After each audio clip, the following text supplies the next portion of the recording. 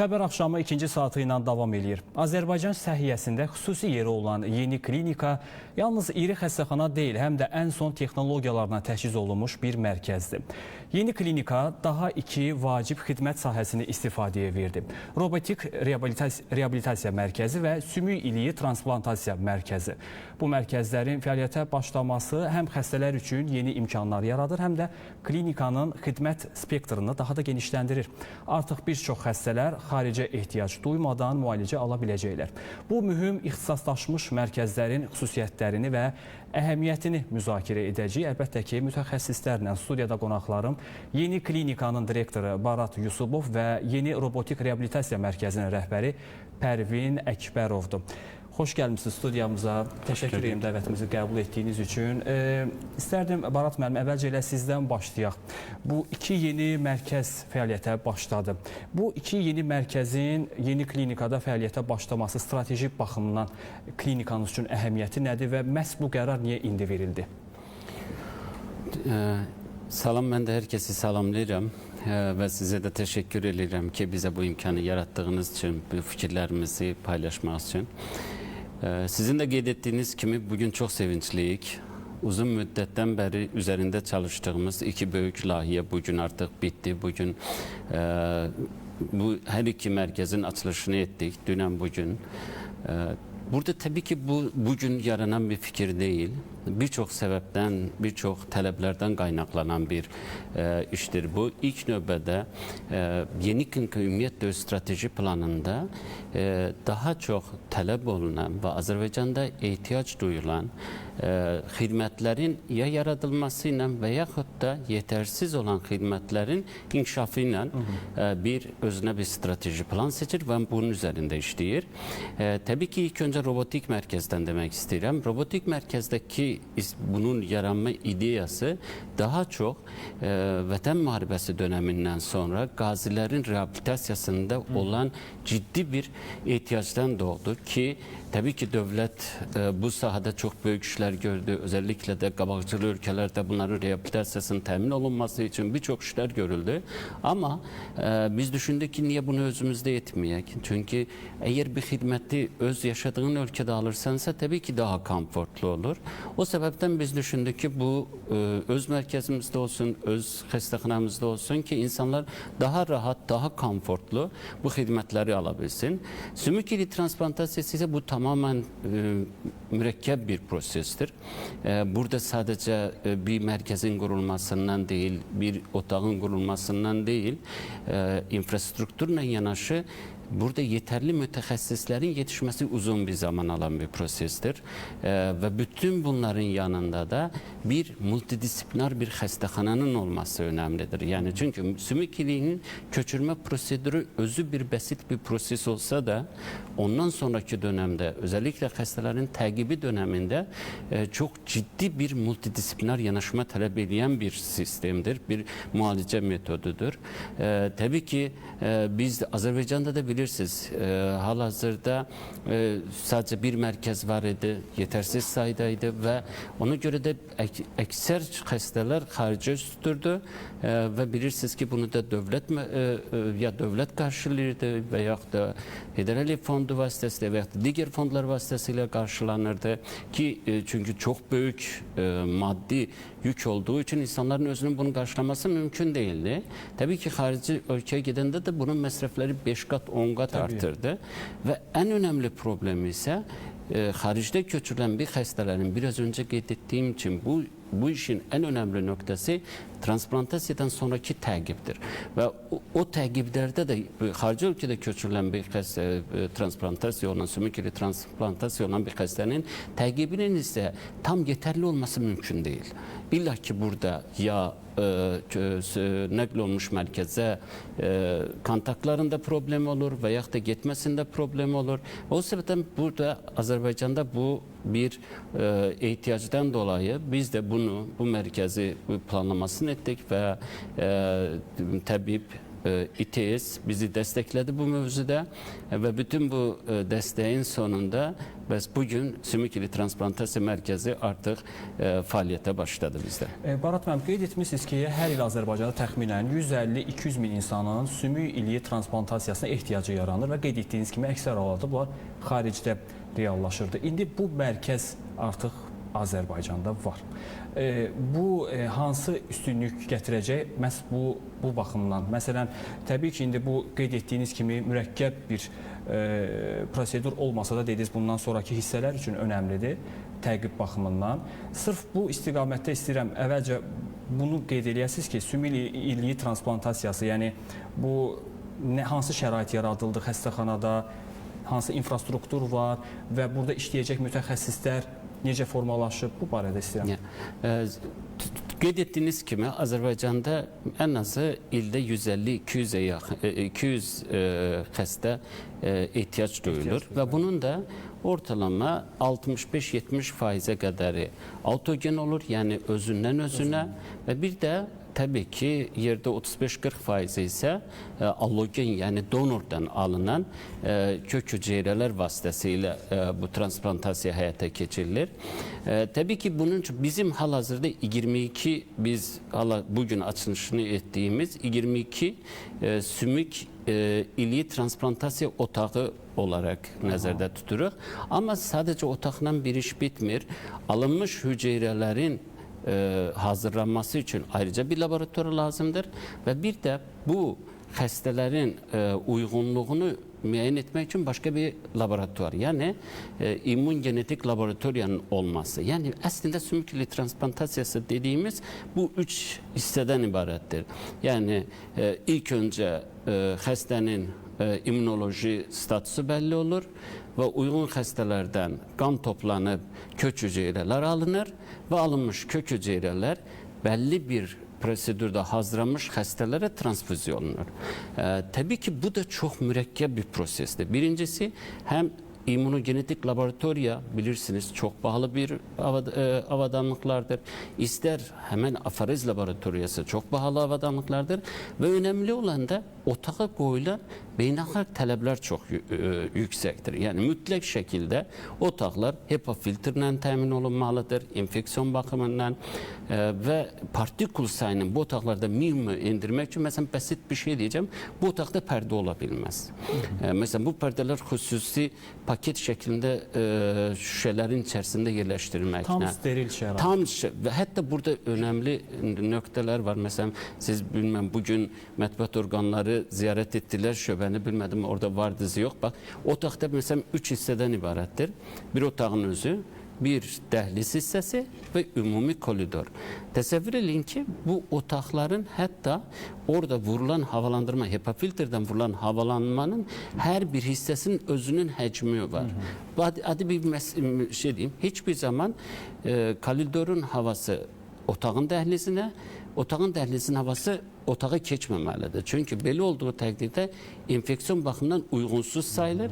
Yəni bizim əsas niyyətimiz bu mərkəzi beynəlxalq akkreditasiya etməkdir və ona görə də bunlar bütün incəliklərlə baxılıb. Mütləq şəkildə hava bir tərəfli hava axını olmalıdır. Amma deyək ki, sabahların bir xəstədə bir infeksiyon durum yarandı. Yəni 22 xəstədən birində ola bilərmi? Ola bilir. Bunun üçün də artıq bu şöbələr elə qurulub ki, otağa daxil olmadan mərkəzi bankodan həmən otağın hava həcmi təzyiqi deyək, nisbətən otağın öz kiçik dəhlizinin təzyiqinə bərabərləşdirilir ki, bu zaman nə olur? Artıq yaranmış infeksiyon sadəcə o otaqda məhdudlaşır. Ona, yəni belə çox incə bir detallar var. Mən sadəcə bir-ikisini saydım və yaxud da san qovşaqların tamamən sensor olması, yəni heç bir kontakt olmadan. Bunlar dediyim kimi hamısı nəyə xidmət eləyir? İnfeksiyon durumunu enfeksiyon keyfiyyət sistemini mükemmelleştirmeye. Çünkü bu hastalerde biz bu kök hücreler ister özünden alınmış, isterse de donordan alınmış kök hücreler alındıktan sonra hastanın immün sistemi tamamen süpresiye olunur. Diyelim ki 0 seviyesine kadar. Ve bu hastalerde her hansı bir enfeksiya tutma ihtimali çok artır. Dediğim gibi biraz önce dediğim buydu. Proses bunun çetinliğinde değil. Təsəvvür ki immün sistemi tamamen sıfırlanmış bir insanı bir takip etmekten gelir. Tekrar köçürülenle sonra ise insanın yeniden immünitetin yaranması için bir 20 gün, 1 ay vaxt lazımdır. Ve hemen 20 gün, 1 ay müddetinde o hastanı sen bütün əlavə kontaktlardan izole etmen lazımdır. Yani bu sebepten biraz mürekkep bir prosestir ve o yüzden de uzun müddet yani bu işin bu kadar geç olmasının esas sebeplerinden de buydu ki bütün bu detaylara ve biz buraya təsəvvür edin ki Avrupa'dan da bu sistemin kurulması için mütehassisler celbeledik, Amerika'dan celbeledik ve öz böyle dost kimi münasibetlerimizden istifade edərək bir çox mərkəzlərin təcrübələrini istifade elədik ki buradaki bu infrastrukturda hataya yol vermeyek. Çünkü her şey buradan başlayır. Burada olacak en küçük hata gelecekte neticelerimize təsir edeceği için yani bu işlere bu kadar titizlikçe yanaşmışıq. Çox əslində qeyd etdiyiniz kimi çox incə detallar, məqamlar var. Kifayət qədər mürəkkəb əslində bir prosesdir. Mən bu məqamda istəyirəm digər mərkəz haqqında da danışaq. Pərvin müəllim, robotik reabilitasiya. Təbii ki, reabilitasiya ifadəsi insanlara tanışdır tipdən. Mən istərdim əvvəlcə bir buradan başlayaq ki, insanlar tam aydın olsun onlara. Robotik reabilitasiya deyəndə nə nəzərdə tutulur və bu mərkəzin üstünlüyü nə olacaq? İlk önce ben de teşekkürümü bildirirəm dəvət üçün. Qeyd etmək istəyirəm ki, robotik reabilitasiya bu günləri səslənəndə insanlar təsəvvür yaranır ki, hər hansı bir robotlar insanları müalicə edir. Xeyr, belə deyil. Əslində yenə də insanların, pasiyentləri müalicə edən, onların müalicə protokollarını tərtib edən mütəxəssislərdir. Robotlar sadəcə olaraq müalicə prosesində işə qoşulur və iş prosesini, müalicə prosesini sürətləndirir, pasiyentlərin motivasiyasını qaldırır və bir növ əgər nəzərə alsaq ki, pasiyent ağır vəziyyətdədir, onun bir enerjisi var, bir tutumu var, kapasitesi var ki, hansı ki müalicədə onu iştirak edə bilər, o enerjini sərf edə bilər. Robot o işi asanlaşdırır. Bir hərəkəti bizə lazımdır. Məsələn, hər hansı bir beyində bir problemi bərpa edək. Məsələn, neuroplastistik nəzəriyyəsini məsələn qeyd edə bilərəm. Bir hərəkəti yüzlərlə, minlərlə onu təkrar etdirə bilir və nəticə etibarilə beyində həmən nahiyədə müəyyən qığılcımlar artıq baş verir ki, həmən itirilmiş funksiyasının bərpası olmasında böyük önəm daşıyır. Dediyim kimi, bu günləri bilirsiniz, təbib qlobal çağırışlara qoşulur, innovativ, müasir yanaşmaları ölkəmizdə öyrənir və ölkəmizdə tətbiq etməyə çalışır. Bunlardan da biri reabilitasiya idi və bizdə əgər keçmiş dönəmə baxsaq, Sovetlər Birliyində indiyə qədər süzülüb gələn reabilitasiya elmi sadəcə olaraq kurortologiya bölümü idisə, istər universitetlərdə tədris olunan, istərsə də bizə miras qalan. Biz sözsüz bu mirası qorumalıyıq. Ölkəmizdə bilirsiniz ki, kifayət qədər kurortlar var, kifayət qədər reabilitasiya sanatoriyalar var. Bunlar bizim üçün bir dəyərdir. Amma bununla yanaşı bu günlərə artıq tələblər başqadır. Reabilitasiya dedikdə pasiyentlərin hər hansı bir hava ilə və yaxud da ki, hər hansı bir dəniz kərarında istirahəti deyil, söhbət funksionallığın bərpasıdır və reabilitasiya əslində önəmi buradan başlayır ki, reabilitasiya gecikməməlidir. Əgər reabilitasiya gecikirsə və o, məsələn, bir insult xəstəsində və ya yeni doğulmuş bir körpədə reabilitasiya gecikirsə, sonradan bunun heç bir təsiri olmur və ya çox az bir təsiri olur. Gold time dediyimiz, yəni qızıl vaxt dediyimiz vaxtda biz mütləq pasiyentlərə müdaxilə etməliyik və mütləq reabilitasiya protokollarını tərtib edib müalicəyə başlamalıyıq. Pərvin müəllim, istərdim biraz danışasınız bu həmin mərkəzdə, robotik reabilitasiya mərkəzində, yəni hansı növ reabilitasiyalar icra eləmək mümkün olacaq? Bizim mərkəzimiz demək olar ki, çox şaxəli bir mərkəzdir, tam multidisiplinar bir sistem qurmuşuq və biz bu mərkəzi quranda stratejik olaraq çünki bilirsiniz həm ölkəmizdə buna çox ciddi ehtiyac var. Barat doktorun qeyd etdiyi kimi müharibə dönəmlərində qazilərimiz artıq reabilitasiyaya böyük ehtiyac duyurdu və nəticə etibarilə bir çox qazilərimiz dövlətimizin dəstəyi ilə xaricdə müalicələrə qoşuldu. Onlar sonra biz onları hardasa 2 ildən sonra təkrar ölkəmizə ali rəhbərliyin göstərişinə əsasən qaytardıq və müalicəsini burada müharibə dönəmindən sonra davam etdirdik və bütün bunlardan yola çıxaraq bizim ölkəmizdə də müasir yanaşmalarla tam innovativ robotik reabilitasiya mərkəzlərinin olmasına zərurət yarandığını gördük və biz bunu harda edə bilərik? Əslində niyə yeni klinika? Çünki yeni klinika özünüz bilirsiniz ki, çox möhtəşəm bir infrastrukturu var. Tam multidisiplinar bir komanda çalışır. İstənilən əməliyyatlar, ən ağır əməliyyatlar həyata keçirə bilən bir komandası vardır və burada reabilitasiyanın olmaması və yaxud da ki, burada bu boşluğun olması düşünürəm ki, yeni klinikada müəyyən bir boşluq yaradacaq idi və biz bunu hədəfə aldıq ki, yeni klinikada bu mərkəzi quraraq sonradan bu mərkəzdə kadrlarımızı hazırlayıb, hal-hazırda məsələn qeyd etmək istəyirəm ki, Tibb Universitetində fizioterapiya fakültəsində tədris alan tələbələrimiz praktik dərslərin hamısını yeni klinikada keçirir və bizim hədəfimiz odur ki, yeni klinika artıq bölgələrə töhfə versin. Yəni təbib burada kadrları hazırlayıb sonradan digər xəstəxanalarda, məsələn Cənub-Şimal xəstəxanalarında artıq reabilitasiya mərkəzlərinin qurulmasında bu kadrları yetişdirib orada istifadə etsin və beləliklə də xalqımız artıq mərkəzə gəlmədən, çünki bilirsiniz reabilitasiya müddəti uzun olur. Yəni buna bir gün, bir saat və ya bir həftə, bəzi vaxtlar aylarla sürə bilər. Bunun üçün də vətəndaşlarımız bu xidmətlərdən məhrum olmasın deyə, daha keyfiyyətli reabilitasiya xidmətləri alsın deyə biz bu möhtəşəm mərkəzi yaratdıq və burada da biz demək olar ki, heç nəyi əsirgəmədik. Yəni bu mərkəz üzərində təxminən 2 il ərzində ərsəyə gəldi və biz kadr hazırlığına başladıq, müəyyən hansı ki əməkdaşlıqlara başladıq xarici şirkətlərlə. Elə bu məqamda mən növbəti sual vermək istəyirəm, çünki elə o məqama toxundu. Siz kadr hazırlığı məsələsi. Burada yəni reabilitasiya mərkəzində işləyəcək tibbi heyətlə bağlıdır mənim növbəti sualım ki, bunlar necə formalaşır? Kimlərdir? Əcnəbi mütəxəssislər varmı? Bərabərmi çalışırlar, yoxsa yerli mütəxəssislərdir? Bunlar necə yetişdirilir? Bir məqamı qeyd elədiniz, istərdim bu barədə məlumat verərdiniz. Əslində bu layihənin təvəzzüratdan kənar olsun, memarı olaraq əsas hədəflərindən biridir ki, mərkəz tam milli olsun.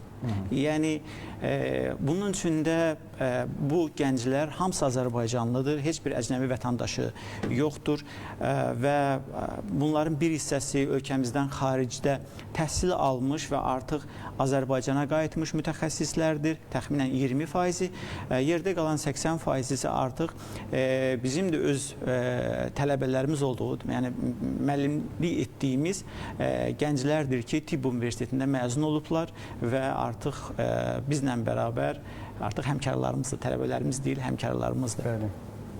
Çox gözəl və yenidən istəyirəm Barat müəllim, sümük iliyi transplantasiyası məsələsinə bir neçə yenə məqam var, istəyirəm onları da dəqiqləşdirim sizinlə. Bu transplantasiya mərkəzi xidmət artıq başlayır. Məsələn, bundan əvvəl də Azərbaycanda transplantasiya edilirdi fərqli mərkəzlərdir, tam olmasa da.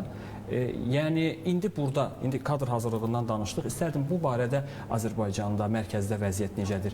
Burada da əcnəbi mütəxəssislər olurmu, yoxsa bu əməliyyatları, prosedurları sırf artıq öz həkimlərimiz tam peşəkar şəkildə icra eləyirlər? Bu barədə. Əslində çox önəmli bir nüansa toxundunuz. Məncə sümük iliyi transplantasiya dediyim kimi, bəli, bizdən öncə də mərkəzlər olub, çox uğurlu nəticələri var. önceki problemimiz sadece bu merkezdeki yatak sayının azlığıyla bağlıydı. Yani biraz önce de dedim, yani esas maksat burada Azerbaycan'a yetecek kadar bir yatak sayısına sahip olmak ki biz bundan olduk. Tabii ki bizden önceki olan merkezlerde artık birçok işler görülüp çok yüksek seviyede işler görülür. Tabii ki biz de bizim için de en önemli noktalardan biri keyfiyetli bir hizmettir. Tabii ki biz de biraz önce Pervin Hanım qeyd elədiyi kimi artıq 2 ildir bu prosese hazırlaşırıq ki biz bununla bağlı xarici öz yerli mütəxəssislərimizi göndərdik. Həm orta tibbi personalını, həm həkim personalını göndərdik. Amma bizim burada fərqli bir niyetimiz var. Hal-hazırda tek məlum olan birçok artıq qərar verilən Zana Hospital misal çəkə bilərəm. Bilirsiniz, Almaniyada çox böyük bir xəstəxana şəbəkəsinə malik bir xəstəxanadır. Hal-hazırda davam edən Zana Hospital qrupundan, bir İtalyan qrupu ilə, bir Türkiyədən olan bir qrupla və bir də Amerikadan olan bir qrup da digərlərindən tam dəqiqləşməyən bir nüanslar olduğu üçün o adını çəkmədim. Yəni danışıqlar gedir. Əslində biz bunun bu sahada uğur kazanmış artık yani tanınan bir merkezlerle birgə fəaliyyət göstərmək istəyirik və düşünürük ki, bu bizə həm keyfiyyətini yaxşılaşdırmaq yönündən, həm nəticələrin daha uğurlu olmasından çox fayda verəcək. Amma təbii ki, istənilən bir xarici mütəxəssisin olması belə yenə də biz yerli mütəxəssislərimiz hər zaman ön plandadır. Dediyim kimi, bununla bağlı da sadəcə həkimlər deyil, biraz öncə də sözün başlanğıcından da dedim, burada xidmət çox önəmlidir, orta personal çox önəmlidir, kiçik personal çok önemlidir. Bunu da ki bizim anlaşmalı olduğumuz xarici ülkede olan müesseselere biz gönderip onların yetişmesinde 2 ildir zaten bu planlı bir iş olduğu için artık bu işle meşguluk. Ve tabii ki niyetimiz bir dünyada tanınan, uğur kazanan, nəticələri çok yüksek olan bir merkezden emektaşlık etmek. Ama bunlar hele tam bir önde olan bir düşüncelerdir. Biz aslında hele karşımızda çok məqsədlər var, planlar var.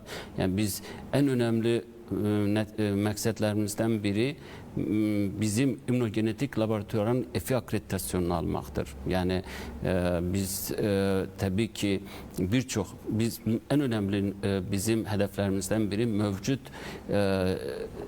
akreditasiyaları, mevcut lisenziyaları almak ki mesela dediğim gibi biz buraya geldi ilk HIMSS EMRA modunun alması da o ideyaların bir neticesiydi. Ondan sonra ISO sertifikatları da o ideyaların bir neticesiydi ve laboratuvarımızın ister EFI akreditasyonu olması ve yaratılan merkezin de beynəlxalq akreditasiyası uğrunda yani biz düşünürük ki bu işler uğrunda da çalışıp bu neticeleri elde edəcəyik. Barat müəllim, bu məqamda istəyirəm donor tədarükü məsələsinə də toxunaq. Təbibin məlumatına görə gələn ildən beynəlxalq, yəni xarici donor banklarına çıxış planlaşdırılır. Bu planlar necə reallaşacaq? Bu uyğunluq testləri necə təşkil olunacaq? Bu barədə istəyirəm. Aslında biraz önce dediğim nüanslar da sanki sizin sualınızın başlangıcıdır. Yani ilk önce beynəlxalq donor bankına bir kabul olunması için hemen donor bankların bir standartları var. İster ilk önce dediğim gibi bu donorların tiplenmesi olsun. Donorların tiplenmesi belli bir standartlar. Yani dünyada en çok Avrupa'da en çok kabul olunan EFI akreditasyonudur ki yani eğer sen bu laboratuvarın EFI akreditasyonunu geçmişse demek ki bu laboratuvarın neticeleri bütün dünyada kabul olunur. Aynen. İlk önce tabii ki biz bu mərhələni keçməliyik. İkinci mərhələ sümük ili transplantasiya mərkəzimizi ümumi global kök hüceyrə transplantasiya mərkəzi ümumi bir ailesini üzv etmek, akreditasiya etmek ve aslında bundan sonraki donorların olması bu daha basit bir şeydi. Önümüzde olan önemli nüanslar akreditasyonları elde etmek, beynəlxalq standartlara çatmak. Geri kalanını bence çok daha asan olacak. Beynəlxalq donorlardan istifade etmek. Ama tabii ki o dediğim gibi hastaların zaten 30-35% alogenik olur. Yani donordan olur. Yerde 70 ister bu miyelom hastaları olsun, proliferatif hastalıklar olsun. Bunların ekseriyeti öz kanından transplantasiya olur. Tabii ki öz kanından transplantasiyanın çok büyük üstünlükleri var. Bundan sonra biz graft biz dediğimiz yani köçürülen toxumalara bağlı yaranan hastalıklar bu öz kanından köçürülen sümükli transplantasiyalarında olmur. Yalnız donordan köçürülenlerde olur. Tabii ki bunun da dezavantajları var. O zaman diyeceksiniz ki niye hamısı öz kanından köçürülmür? Bunun da dezavantajları var. Çünkü öz kanından köçürttüğünde eğer orada herhangi bir şiş hücresi olursa hastalığın geri qayıtma ihtimali yüksektir. Ve tabii ki bunu mütehassisler bilir. Tam ben bu sahada çok bilgim olmasa da ama zaten bizim hele bu donordan önce biz ümumiyyətlə bir işi başlayanda biz hemen mürekkep bir işe değil de daha banal işlerden başlayıp hem tecrübe kazanmak, hem işçilere tecrübe kazandırmak, hem hekimlere tecrübe kazandırmakla tedricen hareket eləmək istirik. Çünkü bizim tibbin tek bir sloganı var. Önce zarar verme. Yani bir insana faydan değmirse değmesin ama zarar verme. Yani tabii ki biz de hastahane olarak da tibbin ümumi sloganımızı özümüze seçtiğimiz için ve biz pille pille gitmek isteriz. Tabii ki ilk önce autogen transplantasyon olacak, sonra akreditasyonları eləyərək, daha sonra beynəlxalq əməkdaşlıqlar görüp ondan sonra daha mürekkep proseslere gitmek isteriz. Niye? Yine deyirəm, çünkü en ana niyetimiz zarar vermemektir. Barat müəllim, növbəti il üçün məsələn mən istərdim bir hədəf varmı? Hədəf deməyək də, yəni potensial. Nə qədər pasiyentə xidmət göstərmək iqtidarındadır mərkəz və hansısa bir kateqoriyalar baxımından xəstələrə üstünlük veriləcək. Məsələn, deyək ki, uşaqlar öncülük təşkil edir. Aslında bu bizim bu kararı biz vermirik. Çünkü bilirsiniz sümükli transplantasiyası da bu bir transplantasyadır. Yani toxuma transplantasiyası olsa bile bu bir organ. Yani biz adeten transplantasiya dedikdə biz börək, qaraciğer, ürək düşünürük. Ama bu da toxuma olduğu için yani. Bu da bir organdır. Yani biz düzdür toxuma köçürürük ama bu da toxuma da bir organdır. Bunun koordinasiya grubu var. Yani koordinasiya grubuna biz her hansı bir xəstə uyğunluğu olduqda biz məlumatları gönderirik. Çünkü Azerbaycan'da bu çok mükemmel şekilde kurulup 3 yıl 5 yıl bundan önce biz arzu edildik ki niye haricde olan transplantoloji koordinasya grupları niye haricde olan etik kurullar bizde yoktur. Çünkü hekimin işi sadece hizmet göstermektir. Hekim bu hastanı seçecek, o hastanı seçecek, kimin növbəsidir, hukuki tarafları nedir? Bunlarla uğraşmamalıdır. Müessese bundan uğraşmamalıdır. Bunun için ayrıca bütün dünyada koordinasya grupları var ve etik kurulları var. Bunlar bu işler. Ve şükürler olsun ki artık Azerbaycan'da da ve yeni yaranmasına bakmayarak işlerini çok mükemmel görürler. Yani orada bütün insanların ister ardıcılığı, ister sıralaması, yani hamısı koordinasiya grubu, transplantoloji koordinasiya grubu tarafından idare olunur. Bizim işimiz sadece bu transplantolojini həyata geçirmektir. Ve indi bilirsiniz bizde hal-hazırda qaraciğer ve börek transplantasiyası var. Yani hal-hazırda biz transplantoloji grubuyla çok sık işləyirik bu sahada. Yani bizim demək olar ki gelecekte hatta yaşanabileceğimiz bir problemleri. Çünkü hukuki taraftan bu transplantolojide en büyük problemlerden biri hukuki tarafıdır. Demiyorlar ki o hukuki risklerde tamamen üzerimizden alıp bütün bunlarla transplantoloji koordinasiya grubu məşğuldur. Yegana xanım Abbasova, yəqin ki çox hörmətli bəslədiyimiz transplantoloji koordinasiya qrupunun rəhbəri. Onlar bize sırada kimdirse onu tövsiye eder, biz de onu köçürürük. Yani bu bizim salahiyette olan bir iş değil. Aydındır. Pərvin müəllim, siz qeyd etdiniz reabilitasiya məsələsindəki gecikməmək xüsusilə önəmlidir vaxtında bu məsələləri reaksiya vermək və öncülük məsələsinə toxunanda qeyd etdiniz ki, bizim veteranlarımız var və həmçinin bir də mən istərdim bu məsələdə bölgə məsələsi, bölgədə yaşayan vətəndaşlarımız, pasiyentlərin bu iş necə koordinasiya ediləcək, təşkil olunacaq, məsələn, özünüz də qeyd etdiyiniz kimi bu elə bir şeydir ki, uzun müddət vaxt apara bilər və burada davamlılıq məsələsi də var. Bu işin təşkili ilə bağlı, bu proseslər necə təşkil olunacaq, hər kəs müraciət edə bilirmi və yaxud da səhv etmirəmsə siz bölgələrdə bu xidmətin göstərilməsi məsələsinə toxunuz. Bu mümkündürmü, yoxsa ancaq bu mərkəzdə mi olacaq? Yəni bir bölgə filialı kimi belə bir şey mümkün ola bilərmi gələcəkdə? İlk öncə mən birinci sualınıza toxunum, gecikməmək. Bilirsiniz, bu günləri icbari tibbi sığortanın tətbiqindən sonra Azərbaycanda xidmətlər olduqca çoxalıb. İstər bölgədə olsun, istər mərkəzdə olsun, dövlət xəstəxanalarında artıq bir çox əməliyyatlar demək olar ki, çeşid sayı çoxalıb və bu nəticə etibarı ilə insanların təbii ki, əməliyyatlardan sonra müəyyən bir bərpaya, müəyyən bir reabilitasiyada ehtiyacı çoxalıb və məsələn, götürək bu günləri məsələn diz oynağına, bu çanaq oynağına endoprotezlərin köçürülməsi, dəyişilməsi və təbii ki, bu oynaqlar məsələn dövlət müəyyən qədər sərmayə sərf edir, yatırır və bu əməliyyat xərcləri var. Nəticə etibarı ilə bu əməliyyatlar %100 cərrah tərəfindən uğurlu aparılsa belə, təəssüflər olsun ki, biz zaman-zaman görürük.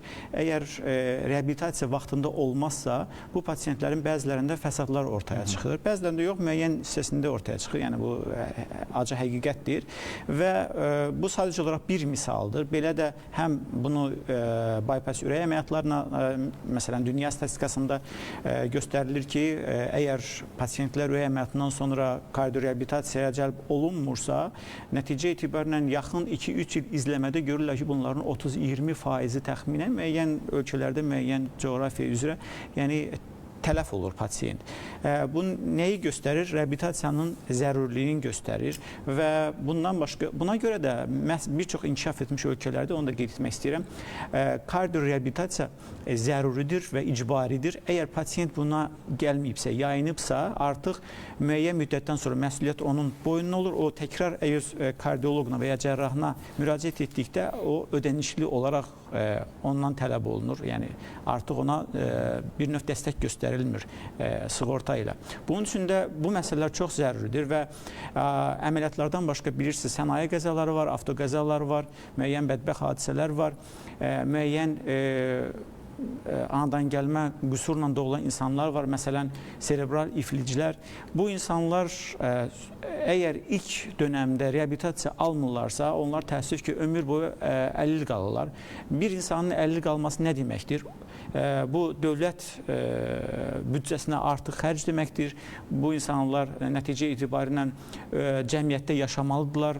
Bilirsiniz ki, dövlətimiz bu məsələlərdə çox həssas bir yanaşma sərgiləyir və bunlar həmişə dövlət qayğısında olurlar və bunların məsələn 50-liyin verilməsindən sonra belə bunların əgər işlə funksiyonallığı olmursa, dövlət bunlar nəticə etibarından ömrün sonuna qədər baxmalıdır və bu da müəyyən qədər büdcədən yük yaradır.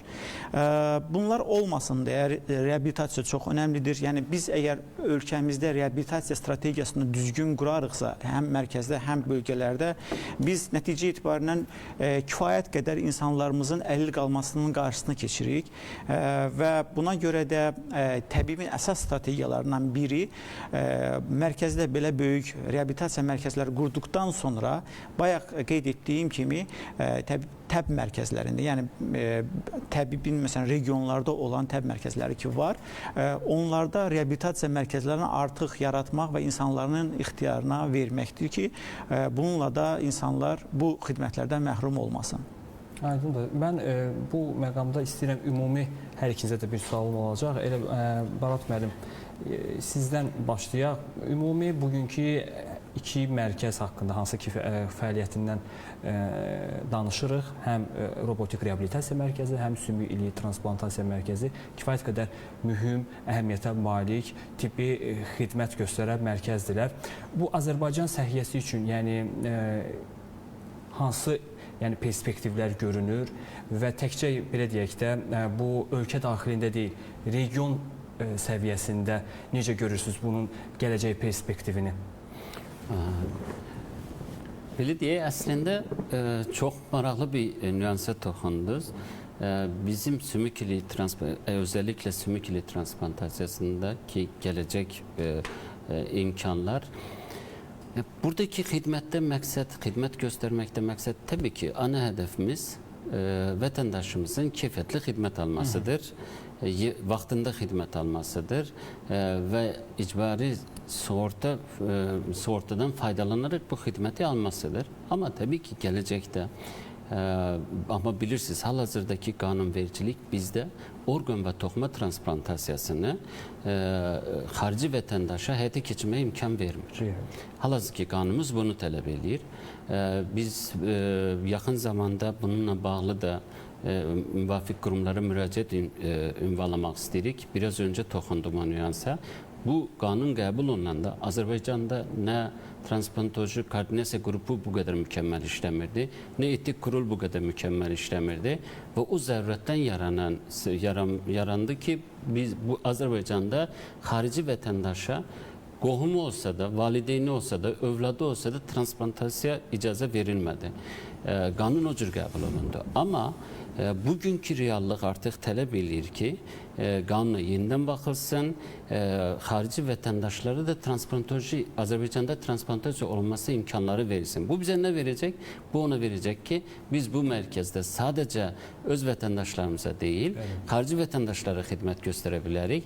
Bu bizə nə verəcək? Bu təbii ki, ilk növbədə Azərbaycana çox ciddi bir, bilirsiniz, səhiyyə turizmi mən yanıla bilərəm, amma çox böyük faizlə düşünmürəm. Türkiyə keçən illərdə 2023 yoxsa 2024 məlumatı idi. 5,1 milyard dollara yaxın tibbi turizmlə Türkiyə Cumhuriyyətinə bir vəsait əldə elədi. Tabii ki bunu birinci sırada ne durur? Birinci sırada transplantoloji durur. Çünkü insanlar çok büyük məbləğli əməliyyatlar üçün xarica gedirlər və yaxud da çox mürəkkəb əməliyyatlar üçün xarica gedirlər. Mən düşünürəm ki, əgər bizə bu imkanlar yaradılarsa, qanunlara təkrar baxılarsa, yəni biz bu transplantoloji mərkəzindən çox ciddi bir səhiyyə turizmini inkişaf elətdirə bilərik. Təbii ki, bugün artıq müjdəsini Təbbin İcraçı Direktoru hörmətli Vüqar müəllim də verdi. Robotik cərrahiyyənin çox yaxında artıq bu ilin sonuna qədər artıq tam fəaliyyətdə robotik cərrahiyyə mərkəzinin açılmasını planlaşdırırıq. O da bizim ən böyük hədəflərimizdən biridir. Məsələn, onunla vasitəsilə səhiyyə turizmini inkişaf elətdirmək istəyirik. Yəni buna bizə sadəcə bu mərkəz dediyim kimi yenə başa qayıdıram. Vətəndaşımız keyfiyyətli xidmət almayacaq. Birincisi səhiyyə turizm imkanları yaranacaq. İkincisi elimizde artık öz datamız olacak, öz donor bazamız olacak ki bu da biz artık gelecekte daha da Dünya Donor Bankı'na vereceğimiz bir merkeze, istenilen bir kuruma bir şeyler elde etmek için bir şeyler vermek lazım yani. Tabii ki bu dataların gelecekte belli bir prosedürlerle mübadilesi düşünürüm ki bize çok büyük bir imkanlar yaratacak. Çox təşəkkür edirəm. Pərvin müəllim, sizin də fikirlərinizi almaq istərdim bu barədə. İlk öncə qeyd etmək istəyirəm ki, əlbəttə ki, dövlətimizin əsas ana hədəfi bu birinci Azərbaycan vətəndaşıdır, onun rifahıdır, onun sağlamlığıdır, onun həyat keyfiyyətinin yaxşılaşmasıdır. Bizim əsas hədəflərimizdən biri budur, amma təbii ki, bizdə belə avantajlar olduqca, belə ciddi mərkəz yarandıqca və qeyd etmək istəyirəm ki, hal-hazırda yeni robotik reabilitasiya mərkəzinin dünyada bu konsepsiya yoxdur.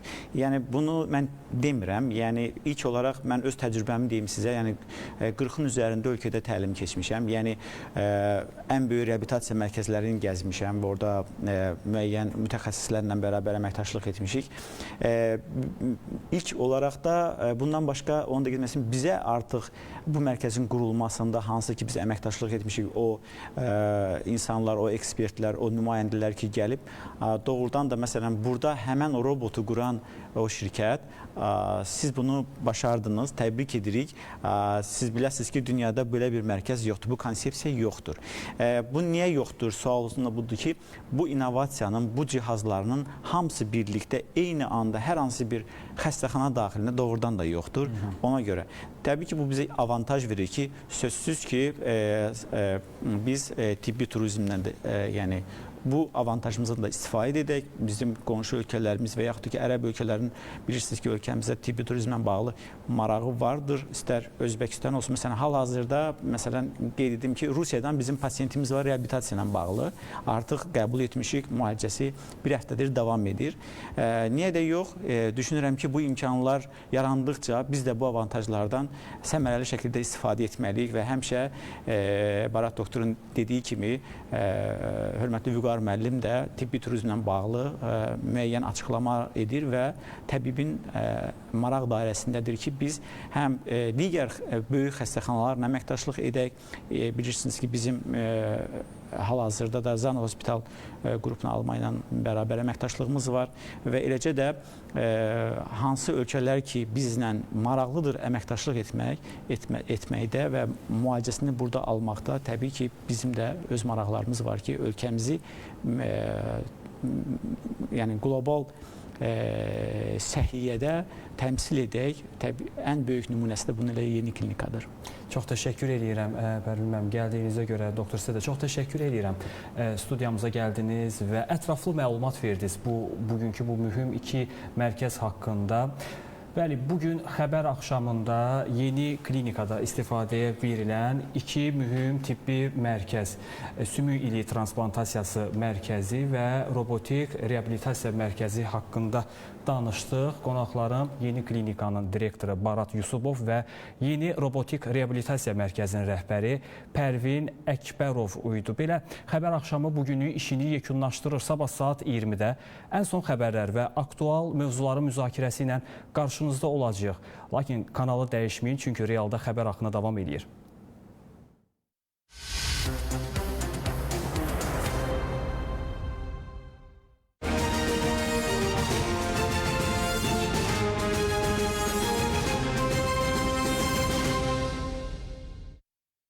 Dünyanın idman elitası Azərbaycanda bir araya gələcək. 2026-cı il mayın 24-dən 28-ədək Bakıda keçiriləcək Sport Accord Convention üçün nümayəndə heyətlərinin qeydiyyatı artıq başlayıb. Bu barədə 120-dən çox beynəlxalq federasiyanı birləşdirən Sport Accord rəsmi açıqlama yayıb. Sport Accord Convention idman sayəsində müsbət dəyişikliklərə təkan verən və beynəlxalq əməkdaşlığı gücləndirməyə hədəfləyən ən böyük qlobal idman tədbiridir. Hər il komissiya Beynəlxalq İdman Federasiyasının nümayəndələrini, iri idman tədbirlərinin təşkilatçılarını, şəhər və region təmsilçilərini, tərəfdaşları, kommersiya hüquqları sahiblərini və sənayenin əsas tərəfdaşlarını bir araya gətirir. Proqrama yüksək səviyyəli görüşlər, geniş miqyaslı sərgi və xüsusi konferanslar daxildir. Tədbir Beynəlxalq Olimpiya Komitəsinin tam dəstəyi ilə həyata keçirilir. Tədbirin Bakıda keçirilməsi Azərbaycanın aparıcı beynəlxalq idman mərkəzi kimi nüfuzunu bir daha təsdiqləyir. Azərbaycan son illərdə nüfuzlu beynəlxalq yarışlara ev sahibliyi etməklə zəngin təcrübə qazanıb. 1-ci Avropa oyunları, 4-cü İslam Əmrəyliyi oyunları, UEFA Avropa Liqasının finalı, UFC Fight Night, Formula 1 Azərbaycan Grand Prix'si və müxtəlif idman növləri üzrə dünya və Avropa çempionatları buna bariz nümunədir. Bakıda keçiriləcək konvensiyada beynəlxalq federasiya rəhbərləri, Beynəlxalq Olimpiya Komitəsinin nümayəndələri və aparıcı ekspertlər iştirak edəcəklər. Yerli və regional nümayəndələr üçün bu tədbir yeni əlaqələr qurmaq, bilik mübadiləsi aparmaq və idman dünyasının ən nüfuzlu qurumları ilə strateji tərəfdaşlıqlar inkişaf etdirmək üçün unikal imkan yaradacaq. Qonaqlar eyni zamanda Bakının müasir siması, zəngin mədəni irsi və ənənəvi Azərbaycan qonaqpərvərliyi ilə tanış olacaqlar.